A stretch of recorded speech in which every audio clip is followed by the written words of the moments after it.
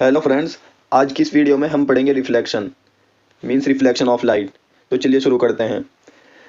Light falls on a surface and gets back into the same medium.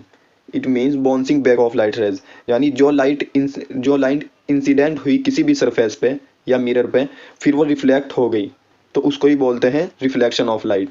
मतलब कोई incident light आई, incident ray आई और वो किसी surface पे डल गई। जैसे हमने यहाँ पे मिरर लिया हुआ है, ये मिरर है, तो इस पे से वो रिफ्लेक्ट होके चली गई, यानी बाउंसिंग बैक हो गई सेम मीडियम में, तो इसको ही बोलते हैं रिफ्लेक्शन ऑफ लाइट। तो इसके कुछ जो पार्ट्स है वो देखते हैं अब।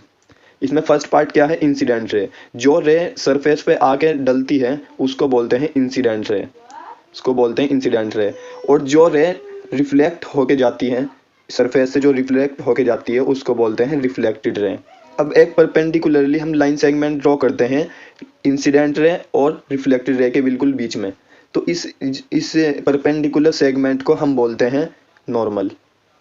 ये होती है नॉर्मल। नाउ इंसिडेंट रे और नॉर्मल के बीच में जो एंगल बनता है उसको बोलते हैं angle of incidence. Angle of incidence, इसको आई से भी डिनोट किया जाता है। और जो एंगल रिफ्लेक्टेड रे और नॉर्मल के बीच बनता है उसको बोलते हैं एंगल ऑफ रिफ्लेक्शन, इसको आर से डिनोट करते हैं। और जो ये पॉइंट पी है यहाँ पे, इस पी को बोलते हैं, इस पॉइंट को बोलते हैं point of incidence. Point of incidence. तो चलिए आगे की स्लाइड में देखते हैं इनकी शॉर्ट डेफिनेशन। वही है जो हमने पढ़ा, देखो इंसिडेंट रे क्या होती है? रे of light which falls on the reflecting surface, यानी जो रिफ्लेक्टिंग सरफेस पर डलती है उसको ही बोलते हैं incident ray. Reflected ray, ray of light which gets reflected back in the same medium, यानी जो बाउंसिंग बैक होके जा रही है रे उसको बोलते हैं रिफ्लेक्टेड रे। नॉर्मल, नॉर्मल क्या होती है? ए लाइन सेगमेंट।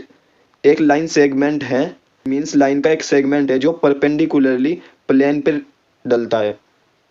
मान लो ये सरफेस है, हमारा रिफ्लेक्टिंग सरफेस है, इस पे जो परपेंडिकुलरली डलता है उसको बोलते हैं हम नॉर्मल।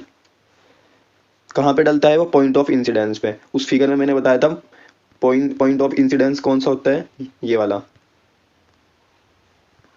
ये पॉइंट पी होता है पॉइंट ऑफ इंसिडेंस। तो चलिए नेक्स्ट देखते हैं। ये अब एंगल ऑफ इंसिडेंस कौन सा होता है मैंने बताया अभी, जिसको हम आई से भी नोट करते हैं। तो angle of incidence, angle between the incident ray and the normal, यानी इंसिडेंट रे के और नॉर्मल के बीच में जो एंगल बनता है उसको ही हम एंगल ऑफ इंसिडेंस बोलते हैं। एंगल ऑफ रिफ्लेक्शन कौन सा होता है? Angle between the reflected ray and the normal is called angle of reflection. देखो इस फिगर में देखो, ये वाला एंगल कौन सा? एंगल ऑफ इंसिडेंस, ये है एंगल ऑफ रिफ्लेक्शन।